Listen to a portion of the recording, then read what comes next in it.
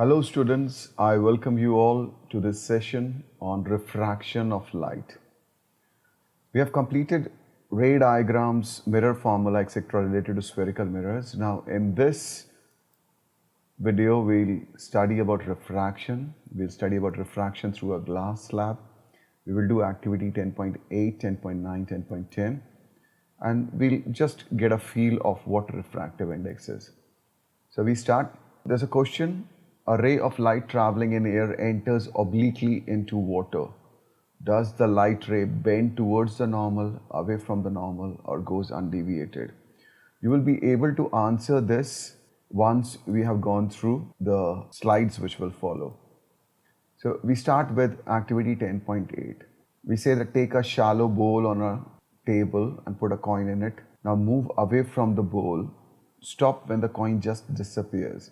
Then ask one of your friends to pour water into it gently without disturbing the coin. You keep on looking from that position from where you had stopped seeing the coin, and the coin becomes visible all over again. Let's have a look at the video to understand this activity better. Just take a coin, put it in a bowl, move away from the coin till you can not see the coin anymore, because the light will not bend around the corner of the bowl and hence you cannot see the coin. Start adding water to the bowl, fill it to the top. Keep seeing it from the same position and magically you can see the coin again. Let's see this by having two bowls. We keep moving away from the coin. We add the water in one of the bowl and we can see it. Whereas the other bowl, we cannot see the coin. Now let's look at the science behind it. When the light enters water through air, it refracts or bends, and that makes the whole coin look like it's moved up. In this case, we are shining a laser and you can see, you can point the laser on the coin. Keep the laser at the same angle in the other bowl and you cannot point it because the light doesn't refract, or the laser doesn't refract in this case. Here you can see the coin appears to be up, but the true position of the coin is down. So all of you can see that when we poured water in the bowl, the coin which was otherwise not seen to us, all of a sudden was seen. How did this happen? Okay, when the coin is at the bottom of the bowl and the light rays which are reflected by it come and strike the edge of the bowl, hence they don't reach our eye. But when we pour water into it, then what happens? Then the same rays, now they start bending. Okay, when they come to the interface, the boundary of the two mediums, these bend. If I draw a normal over here, then this ray now bends away from the normal, okay, and it goes in this direction, right? Similarly, I can get more rays. I take one more ray, it bends and it goes in the direction of the eye. Okay, so when I retrace these rays backwards, they seem to be coming from this point. Got it? So I get a virtual image of the coin, and it is, this position is much higher. The coin appears to be raised and I can see. Got it? So this activity shows to us how refraction of light takes place when light enters from one medium to the other medium. We have some more activities lined up. Let's go there. Now all of you must have seen that when we insert a pencil, when we immerse a pencil partially in water, which means half the pencil is in one medium, that is air, and the half the pencil is in water, then what happens? The pencil appears displaced. Okay, the pencil appears bent. Got it? So how does this happen? This again happens because of refraction of light. Let's go to the next slide to understand it better. Here you can see that the pencil is immersed in liquid, and when a ray starts from the tip of the pencil, it comes to the interface. Once it comes to the interface, because it is going from an optically denser medium to the rarer medium, so the speed increases, it bends away from the normal. So it goes like that. Similarly, one more ray coming, okay, one more ray coming. When it comes to the interface, it goes away from the normal. So when we retrace these rays back, then they appear to be coming from this point, which gives me a virtual image of the part which is immersed in the water. Got it? So my pencil appears to be bent at the interface. Okay. Now the extent of displacement changes with the change in the liquid. If I put in kerosene, it appears more bent. If I put in turpentine, again it appears even greater bent. Okay. So why does this happen? That we'll understand in the coming slides. Let's go to the next slide. Now that we have seen these activity, first let us define refraction.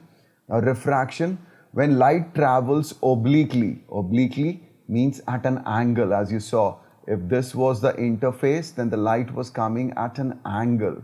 Okay, it was coming at an angle to the boundary of the two mediums. So when light travels obliquely from one medium to another, the direction of propagation of light in the second medium changes. Had it gone straight, light travels in a straight line, we all know it should have gone like this, okay? But its direction in the second medium changes. We saw that it came towards the normal like this, got it? So when light travels obliquely from one medium to another, the direction of propagation of light in the second medium changes, and this phenomena is known as refraction of light. I'm sure all of you have understood the definition of refraction. And now it is time for me to take you to the next slide. Okay. Now the next question that arises, we have already understood that it bends. The next question that arises is, why does it bend? Okay. So we go to the next slide to get the answer. See, when light goes from an optically rarer medium to an optically denser medium, its speed decreases and hence it deviates. Okay, now this is the boundary. Substance 1 is optically rarer. This is optically rarer, and the medium 2, that is this one, water over here, is optically denser. So when light comes obliquely, at an angle, its speed changes. Instead of going at the same speed in a straight line, the speed falls as this medium is optically denser, and hence it bends towards the normal. Okay, it deviates. Let's take the analogy of a car. Okay, I have a car which is coming in this direction. I make the 4 wheels of the car. Okay, the 4 wheels. I'm not good at this. Okay, I make the 4 wheels. And now the car comes in this direction. We say that this is a road, okay? This is a perfectly made road, okay? Which means the car can go at a good speed. But this one is a sandy, this place is full of sand. We don't have any road over here, okay? So now when the car comes here, okay? When the car is here, this wheel has gone into the sand, but the other 3 wheels are still on the road. Okay. So now what happens? This wheel goes slow, and these 2 wheels, these 3 wheels are still going fast. So what happens? That the car turns like this, isn't it? Till the other wheel also comes in the sand, it turns like this because this wheel was stuck and the other kept on rotating. So once this wheel is in air, now the car continues to go in its straight path. Okay. Similarly, when light strikes the interface, okay, let me undo all this. Similarly, now we can take light to be coming, okay, light to be coming towards the interface. when it strikes the interface, now a part of the wave has already gone in, okay? So this becomes slow and outside half the wave is still going at the same speed. Here, this is slow and it is still going at the same speed. Now when the entire thing is in, now it goes, okay, in the straight path at a slower pace. So that's the reason it bent over here. I hope all of you have understood. I'll take you to the next slide.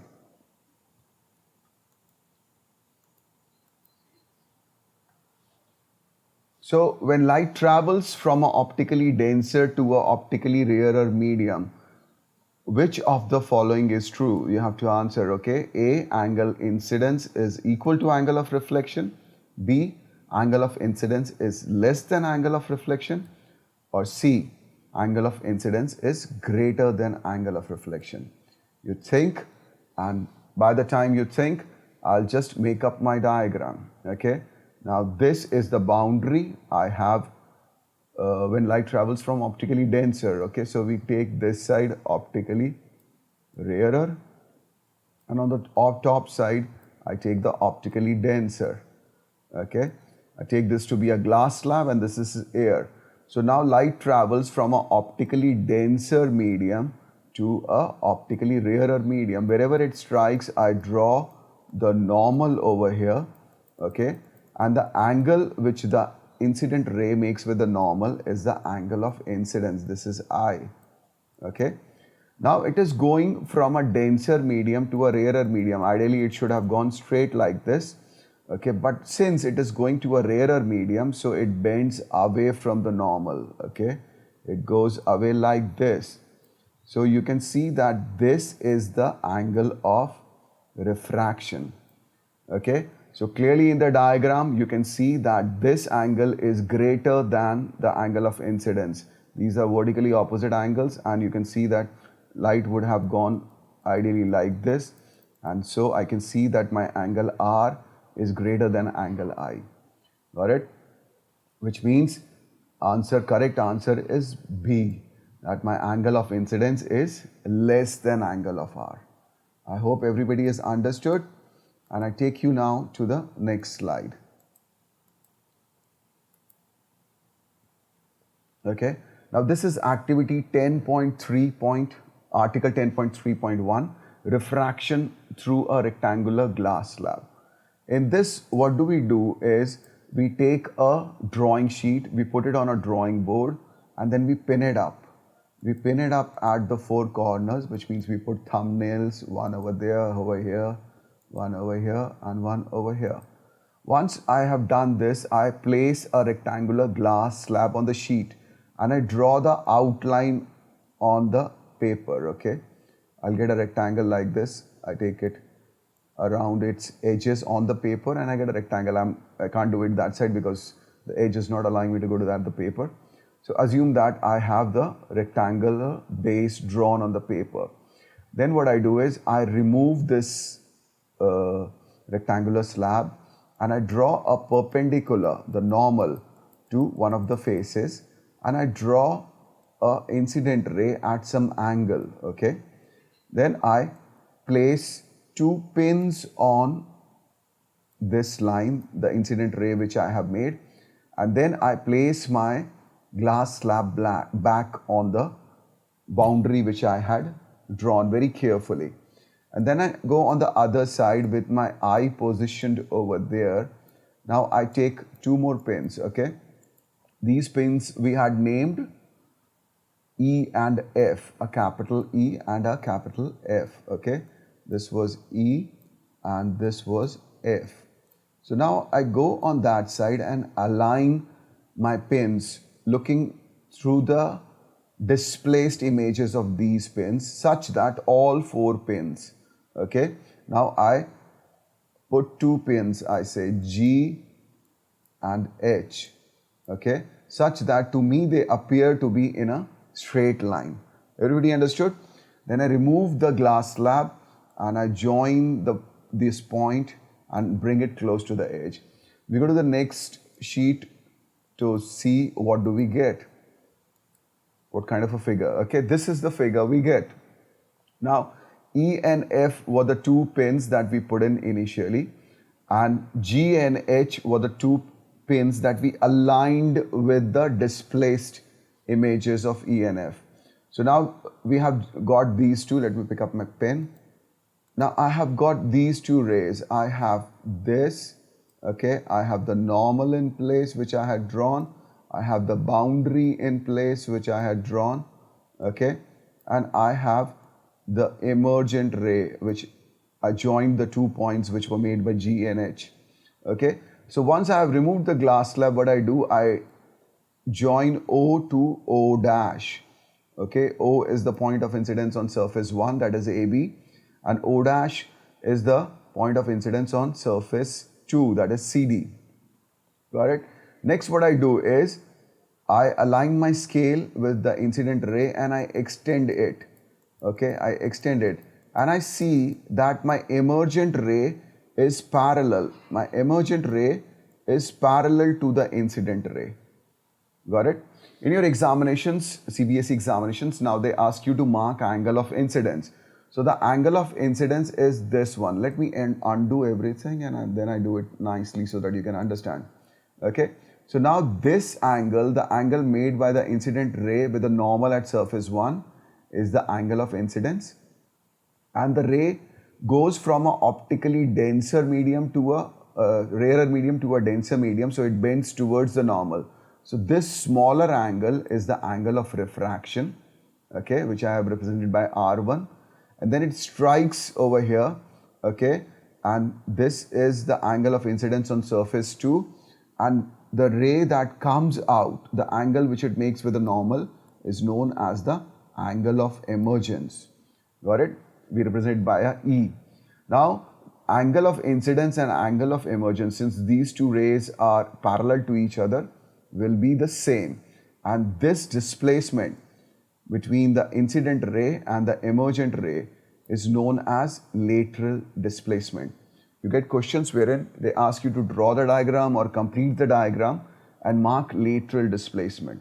Okay, so the light, because of refraction, has deviated from its path, and the distance between the incident ray and the refracted ray is known as lateral displacement. Okay, so now in this video, this is the last thing we'll be talking about, and this is laws of refraction of light.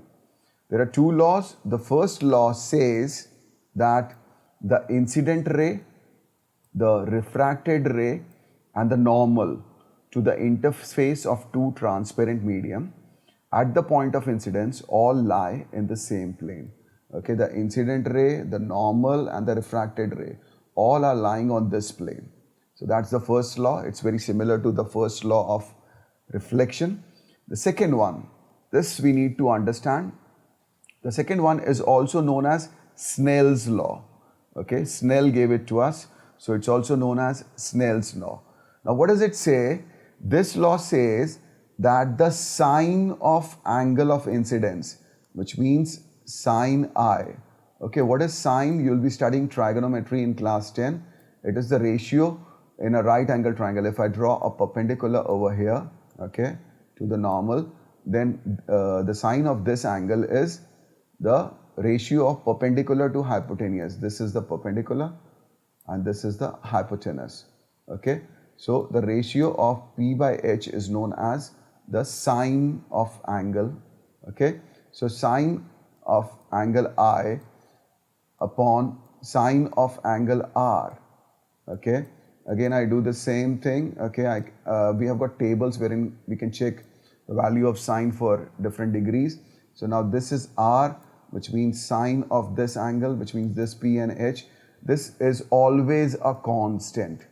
It is always a constant. We represent it by a mu or a nu, and this mu or nu is known as the refractive index of medium 2 with reference to medium 1. We write it like mu 2 1 if this is 2 and this is medium 1. Okay, so the sine of angle I to sine of angle R, which means the sine of angle of incidence to the sine of angle of refraction for a pair of mediums, like in this case we have air and glass.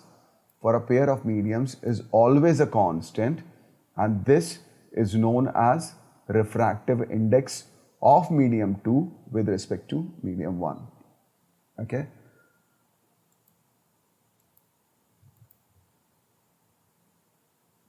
Okay, now one thing when we started, we said that light will bend when it is incident obliquely.